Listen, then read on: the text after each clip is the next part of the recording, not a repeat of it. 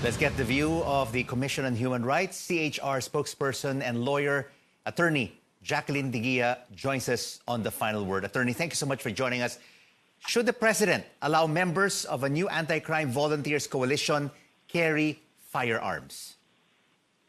Rico, we don't find any cogent reason for civilians to be armed because, as we have repeatedly said, it's the Philippine National Police which is constitutionally mandated to protect and serve the people and serves as the primary law agency of the country. And we believe that we have put in so much resources over the past few years, which we hope have been invested in trainings, as well as in procurement of equipment, and we have doubled their salaries. And we believe highly that the Philippine National Police is more than competent to do their job and not to unduly burden citizens who may be well-intentioned, but at the end are not qualified, are not properly trained, are not properly screened, and ultimately it may lead to more lawlessness than what we have right now. And critics are also saying, attorney, how can you allow this group to carry firearms when even the current roster of law enforcers also cannot handle the job? That's definitely right, Rico. If you scrutinize our police force right now, they undergo a rigorous process of screening, and they have undergone a lot of training. And yet there are a handful of them who commit some mistakes, only because it's really very difficult to do law enforcement. You have to be very well versed about the law, about the Philippine National Police Manual of Operations, and to expect that of civilians over a short period of time, even if they were to be necessarily trained, wouldn't suffice. But attorney, I mean, if you look back to the 1970s, this is not also the first time that the government has launched a militia.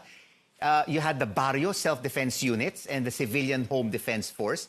They were disbanded and dissolved. And then in 1988, you had the Citizen Armed Forces Geographical Unit, or CAFGU, was formed. So, and they're still there. So is there still a need for another one?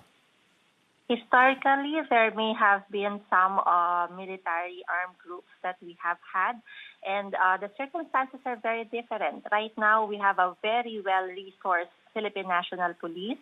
They are growing in number.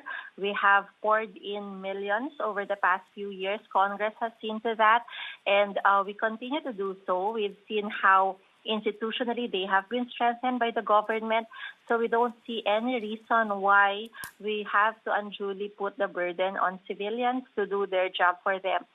We believe in the competence of the Philippine National Police. We believe in the leadership, more so of the Chief PNP, Eleazar, and we hope that they will continue the job of protecting and serving the people because they are the ones legally mandated to carry firearms.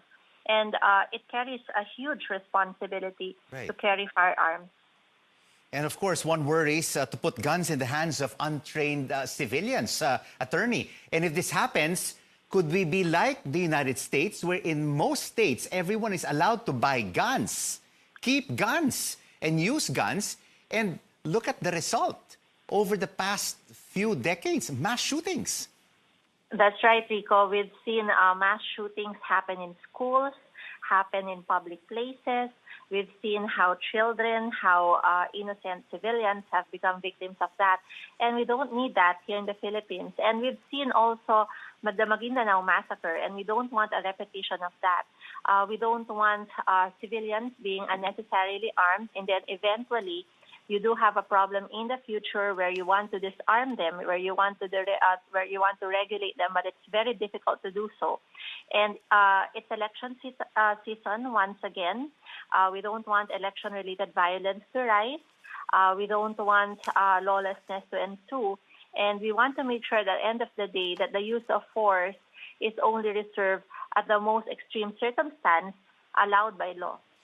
What do you think, attorney, will convince the president to put a stop to this idea of setting up a new anti-crime volunteers coalition? Well, I think the Philippine National Police has to assert itself that it's competent. It begs the question, if you have to augment them, are they not doing enough? And I'm sure they will say so to the contrary. And they have to be heard. They have to be more assertive in that regard.